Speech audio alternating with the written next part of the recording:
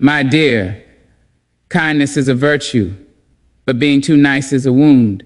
You keep bleeding for people who never even handed you a bandage. You keep giving light to those who never once tried to warm your soul. And the truth is, being too nice has cost you your peace, your pride, and sometimes your purpose. The world doesn't need you to shrink to fit in. It needs you to stand tall, speak truth, and stop apologizing for existing.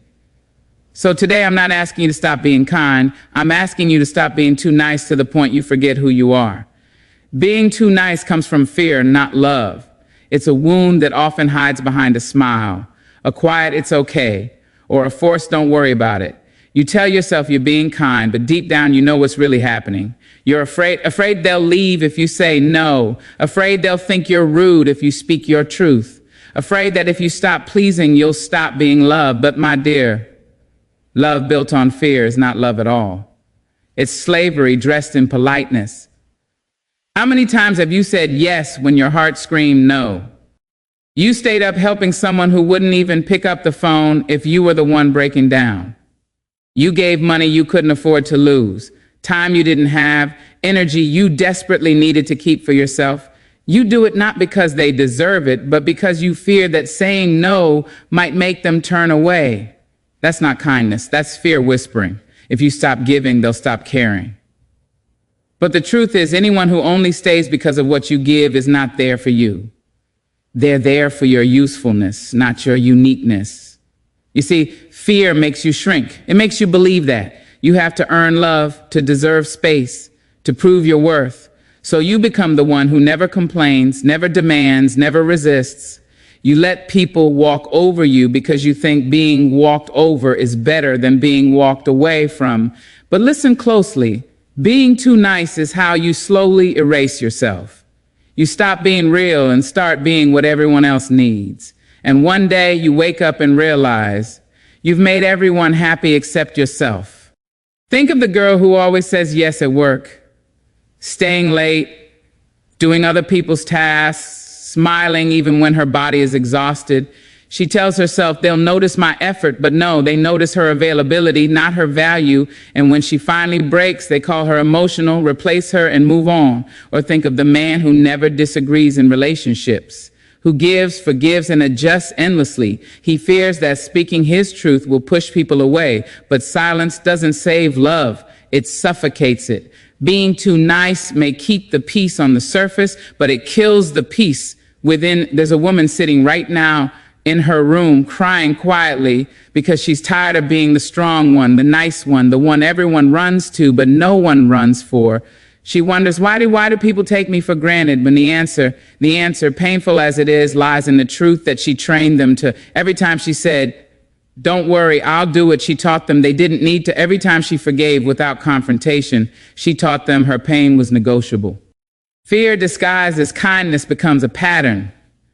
And patterns become prisons. You were not born to be agreeable, you were born to be authentic. There's a difference between being kind and being afraid to disappoint. True kindness says, I can love you and still choose myself. Fear says, I'll lose you if I choose myself.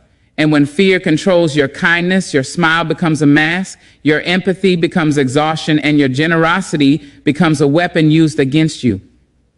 In your daily life, notice how fear sneaks in. You're at a restaurant, the waiter brings the wrong dish, and instead of sending it back, you say, it's fine. Not because it is, but because confrontation feels heavy. You lend money to someone who never pays back. And instead of saying no more, you tell yourself it's just money. But it's not just money, it's respect. Every time you silence your truth to maintain harmony, you choose fear over self-respect. There's a difference between peacekeepers and peacemakers. A peacekeeper avoids conflict to stay light.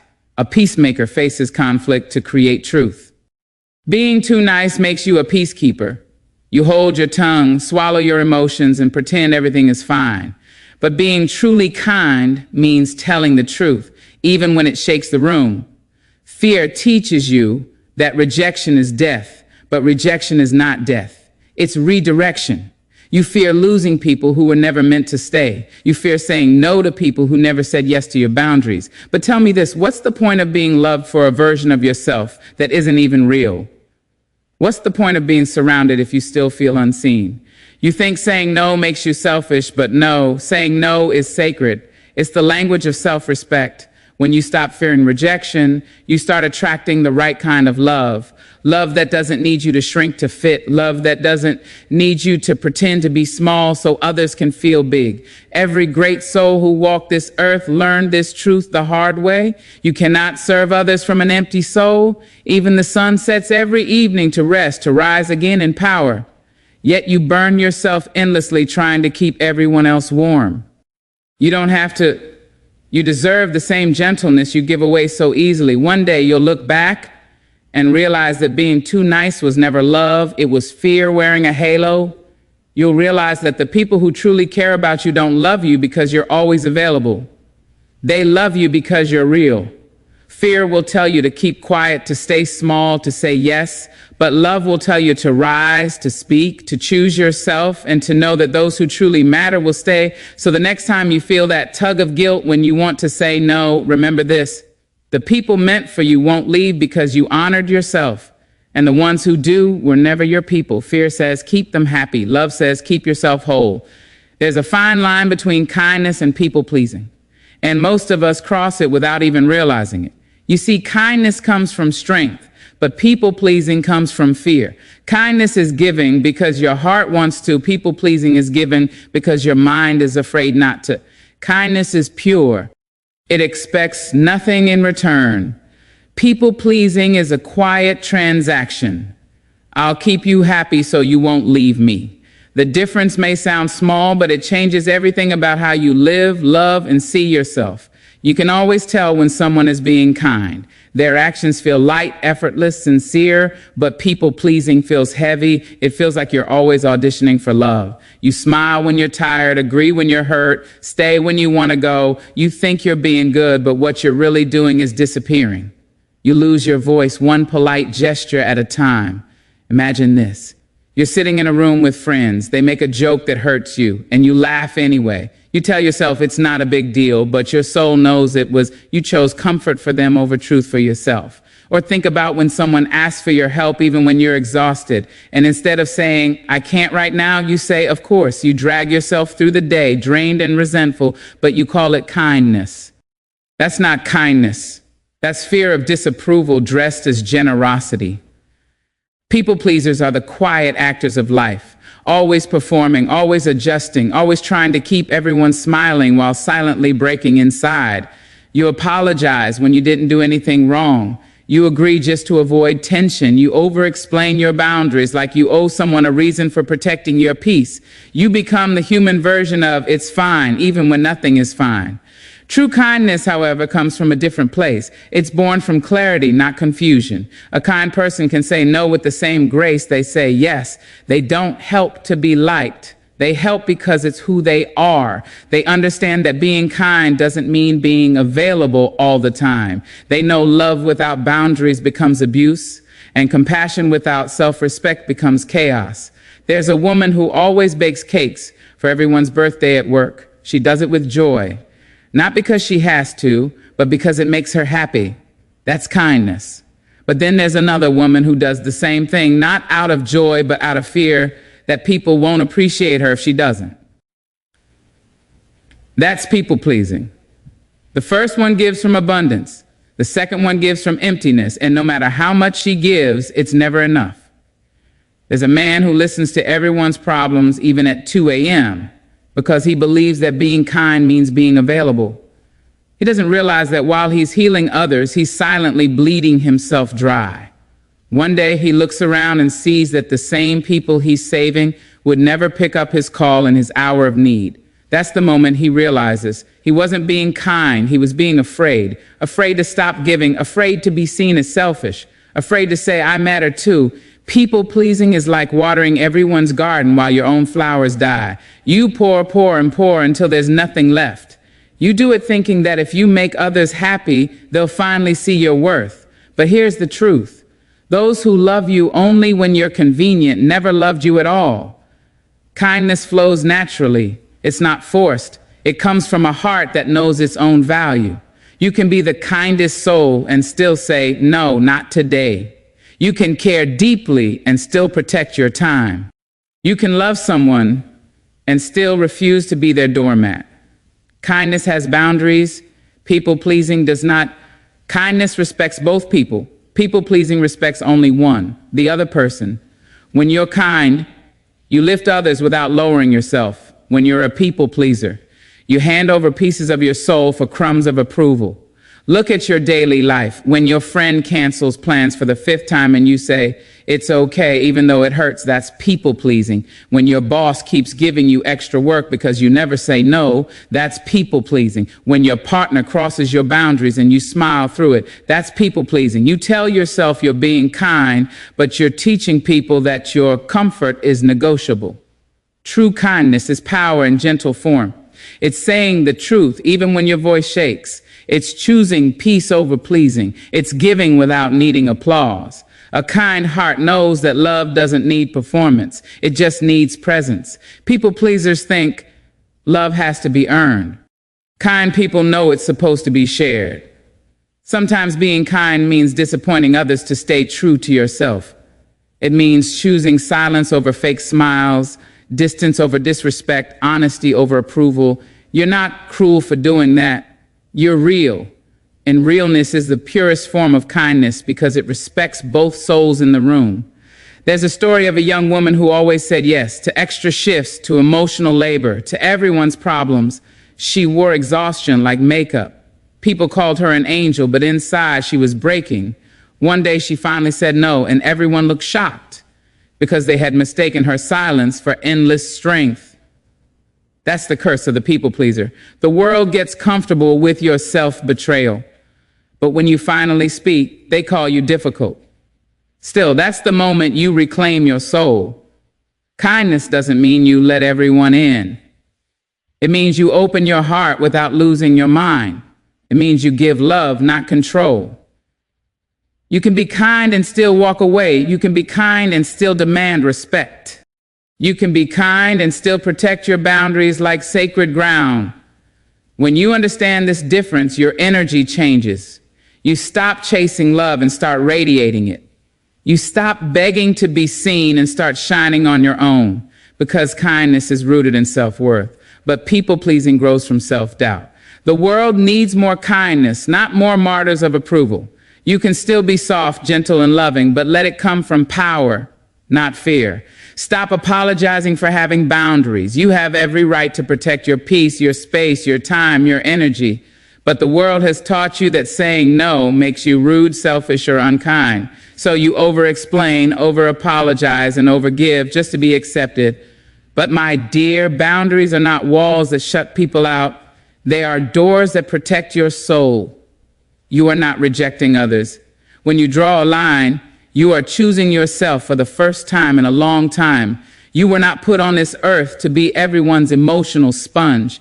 You were not born to fix every broken heart, listen to every drama, or carry every burden that doesn't belong to you. Yet every time someone crosses your line, you smile and say, it's okay. You want to be polite, you want to be liked, you want to avoid conflict, but deep down, your heart whispers, why am I always the one bending? Because somewhere along the way, you learned that being nice means being available. That's a lie. Being kind and being boundaryless are not the same thing. There's a woman who picks up every call, even when her body screams for rest. She stays on the phone for hours listening to people who never ask how she's doing. When she finally says, I need some space, they tell her she's changed, and she feels guilty. Guilty for finally choosing silence over sacrifice. But she shouldn't. The guilt you feel for setting boundaries is the leftover noise from years of pleasing people who benefited from your lack of them.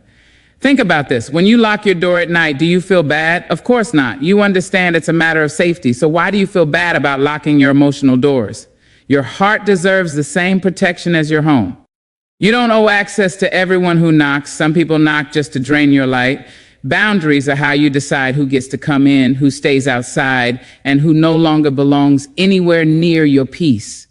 You see, people who get angry when you set boundaries were the ones benefiting when you had none. They call you distant because you stopped being available for their chaos. They call you selfish because you stopped feeding their comfort at the cost of your sanity.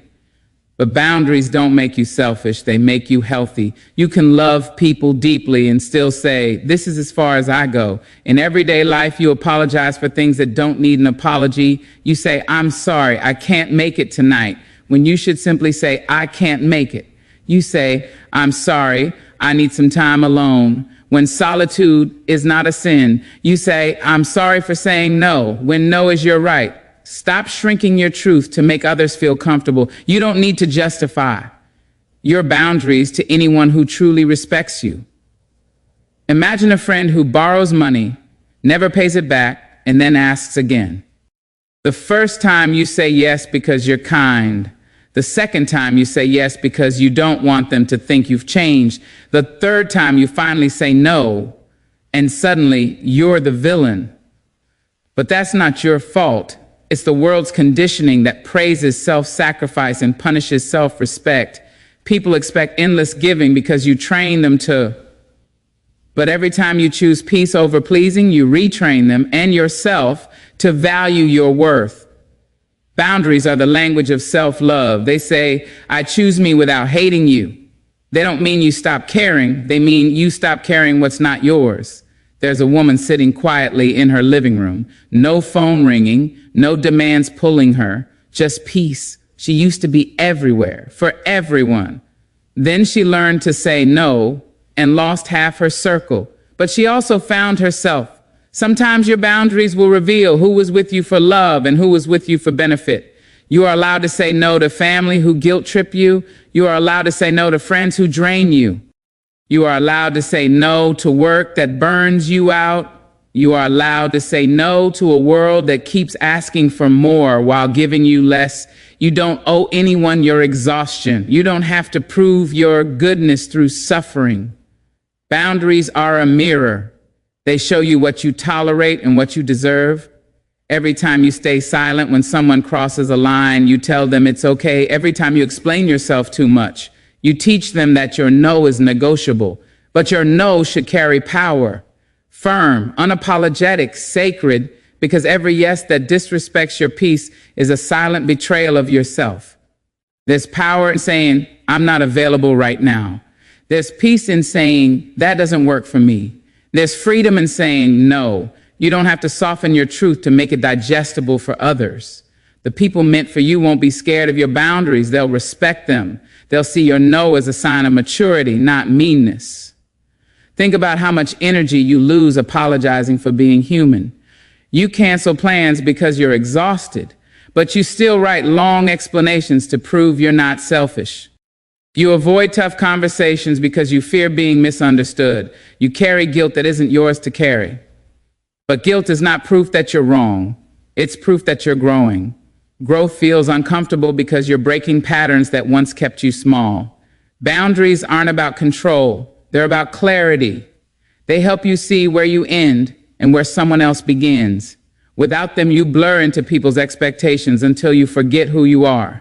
But with them, you become grounded, calm, and real. You stop chasing validation because you finally validate yourself. So stop apologizing for wanting peace. Stop apologizing for needing space. Stop apologizing for not answering every call, for saying no, for choosing rest over chaos. You're not difficult. You're just done being drained. Every time you say no with honesty, you say yes to your freedom. Every time you draw a line, you protect your light. Boundaries aren't selfish. They're sacred acts of self-respect, and you deserve to honor yourself without guilt, without apology, without hesitation. Your energy is currency. Spend it wisely. Every thought you think, every emotion you feel, every word you speak, every person you give your time to, all of it costs energy, and energy is not infinite. You wake up each morning with a limited amount, and how you spend it determines the quality of your life. Yet most people act like their energy is endless, handing it out carelessly to people, problems, and places that do not pour back into them. You give your energy to arguments that go nowhere, to people who only call when they need something, to worrying about things that never even happen. Then you wonder why you feel empty.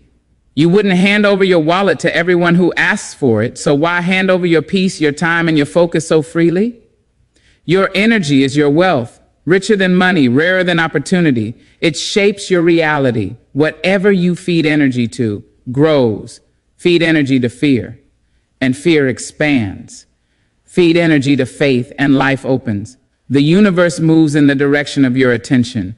Every day you're making investments. Some are profitable, some are draining. The question is, are you aware of where you're investing your soul? Think of how easily you give away energy without realizing it. You wake up and the first thing you do is scroll through your phone, comparing, consuming, reacting before you've even brushed your teeth. Half your energy is gone. You read someone's rude comment online and you replay it in your head all day. That one moment of negativity steals hours of mental space. You see, energy doesn't just leave through hard work. It leaks through attention.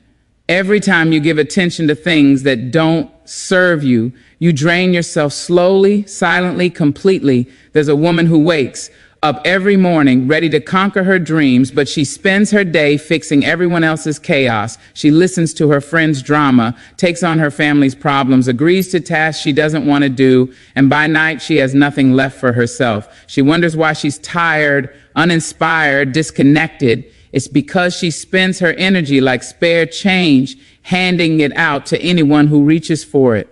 What she doesn't realize is that her energy is sacred. It creates worlds when focused, but it crumbles her spirit when scattered. Your energy is your vibe, your power, your signal to the universe. When it's low, you attract chaos. When it's strong, you attract peace. But most people let anyone and anything access their energy without permission. They argue with people who will never understand them. They engage in gossip that only poisons the air. They keep relationships that feel like heavy storms instead of safe havens. You can't rise while staying connected to what drains you. You can't glow if you keep letting others steal your light. Every person you interact with is an energy exchange. Some leave you lighter, some leave you exhausted. Notice the difference. Pay attention to how you feel after spending time with someone. If your soul feels tired every time they're around, that's not connection, that's depletion. Energy vampires exist not because they take, but because you let them. Protecting your energy is not arrogance, it's awareness. You can't heal in places that constantly trigger your wounds. You can't grow around people who celebrate your weakness but resent your strength. Think about how you spend your emotional energy. You worry about what others think. You replay the past. You overthink conversations. You get caught up in proving yourself. That's energy wasted. You can't build a better life while feeding the same old thoughts that broke you. Every what if and every why me is an invisible leak in your power. The more you feed it, the weaker you feel. But when you shift your focus to gratitude, to purpose, to peace, your energy multiplies. There's a man who works hard every day, but he keeps giving his time to people who drain his spirit. He stays in environments that don't inspire him, listens to gossip he doesn't care for, and tolerates negativity because he's afraid of being alone. He doesn't realize that solitude doesn't drain energy, it restores it. Sometimes you have to disconnect to reconnect with your own frequency. You can't hear your intuition when the world is too loud. You also spend energy through words. Every complaint, every argument, every I can't is a withdrawal from your account. But every I will, every prayer, every positive thought, that's a deposit. The words you speak either build your energy or break it. Speak life, not limits. Protect your mouth from conversations that dim your spirit. Protect your mind from thoughts that weaken your will. Energy doesn't lie. When your energy shifts, your life shifts. You start attracting different people, opportunities, and moments because your vibration is higher. That's why some people lose friends when they heal, not because they're rude, but because their energy no longer matches the frequency of chaos. When you start respecting your energy, you stop explaining your boundaries. You stop begging for peace and start creating it. In daily life, you can see this everywhere. Someone cuts you off in traffic. You can curse them and ruin your mood for hours, or you can let it go and keep your energy intact. Someone sends you a rude message. You can argue endlessly, or you can hit block and move on. You always have two choices: react or protect. Reaction drains energy, protection preserves it. The strongest person isn't the one who fights every battle. It's the one who walks away from battles that aren't worth fighting. Your energy is your legacy. It's how people feel when they're around you. It's the peace in your presence, the calm in your voice, the fire in your focus. When your energy is right, your life flows effortlessly. When it's scattered, even small things feel like mountains. So ask yourself, where does my energy go each day? Into things I love or into things that exhaust me? Into dreams or into distractions? Every relationship, every task, every thought is a transaction. Some pay you back with joy, others leave you bankrupt in spirit. Learn to notice the difference. Be intentional about who gets your time, what gets your focus, and where your emotions flow. You are a limited edition, not an unlimited resource. Don't waste your energy proving your worth to people who are committed to misunderstanding you. Don't spend your power fighting battles that don't build your peace. Your energy creates your life, and the life you deserve begins when you finally start spending it wisely. Every time you let someone disrespect you and you stay silent, you are teaching them that your silence is permission. You are telling them that. It's okay to cross your boundaries, to take more than they give, to speak to you in tones that tear you down. You are not just allowing behavior, you are training it. The truth is, the world doesn't treat you how you deserve to be treated. It treats you how to allow yourself to be treated. Think about it. The friend who always calls you only when they need something, you taught them that you'll always pick up, even when your heart is heavy and your mind is tired. The partner who never shows up for you emotionally, you taught them that you'll keep staying, even when you feel unseen. The coworker who dumps their work on your desk, you taught them that your kindness is free labor. Every it's okay when it's not okay. Every don't worry about it when your heart is worried. It adds up. And slowly the world takes the shape of what you tolerate. You have to understand that self-respect is not built in silence, it's built in action. The first time you say no, your voice might shake, your hands might tremble, but that's the sound of a new boundary forming, and once it's formed you'll see who truly values you and who only valued your compliance. When you start teaching people that your time has value, your love has standards, and your kindness has limits, watch how their behavior shifts. Some will leave, yes, but the right ones will learn to stay differently. There's a story of a woman who was always the fixer in her circle. Every time someone broke, she ran to mend them. Every time someone cried, she offered her shoulder. One day she realized no one was ever there when she broke, and when she finally stopped showing up for everyone, people called her changed. But she wasn't changed, she was charged. When charged with the realization that love without limits turns into exhaustion, giving endlessly doesn't make you good. It makes you empty. Every relationship, every friendship, every connection is a reflection of what you believe you deserve. If you accept disrespect, you are teaching the world that your peace is negotiable. If you accept inconsistency, you are teaching others that your heart can be played with. But when you stand tall, when you draw that invisible line and say, this is where I end and you begin, people start to rise to meet your value. Think about a teacher in a classroom. If they let the students talk over them, submit late work, and disrespect the rules, chaos follows. But the moment the teacher enforces boundaries, structure, respect, and order appear. The same is true in life. You are the teacher at your own worth. The way you respond to mistreatment sets the syllabus for how others will behave. When you tell someone, you can't speak to me like that, you're not starting a fight, you're starting a lesson. When you say, I'm not available right now, you're not being rude, you're being real. When you decide not to chase after someone who left you hanging, you're not losing love. You're preserving your dignity. Every act of self-respect is a lesson to others. But more importantly, it's a reminder to benign yourself that you are not disposable. And let's be honest, some people won't like your new standards. They'll call you arrogant, selfish, distant. But that's because they benefited from your lack of boundaries. You were their comfort zone. They're easy, yes. They're guaranteed availability. The moment you start saying no, you're shaking the very foundation of the convenience they built around you. Don't apologize for that. You're not meant to be everyone's comfort zone. You're meant to be your own. You teach people how to treat you through your consistency. If you let someone walk over you once and they do it again, that's not their fault anymore. It's your silence keeping the door open. You cannot complain about what you continuously allow. Love yourself enough to make discomfort your teacher. Because every time you demand better, you invite better. There's power in the pause. The moment you choose to stop explaining your worth and start living it. There's power in walking away, not in anger, but in awareness. There's power in saying, I'm not mad, I'm just done. Those are the moments when you teach people without yelling, without proving that your peace is sacred. And remember, even the kindest hearts need armor. Being kind doesn't mean being weak. Being loving doesn't mean being limitless. You can give light without letting people drain your flame. So don't just speak your boundaries, live them. Because at the end of the day, you don't get what you wish for, you get what you train the world to respect. There comes a moment in every soul's journey when you must stop asking, why don't they treat me right? And start asking, why do I keep letting them? Because life has been whispering the same truth to you again and again. Set the standard for how the world handles your heart. And when you finally rise and say, "Train no more," the universe listens. It shifts, it bends, it starts sending you people and opportunities that match your new level of self-respect. You see, you were never meant to be the person who gives endlessly and receives crumbs in return. You were meant to rise like the morning sun, warm, radiant, and untouchable by those who refuse to value your light.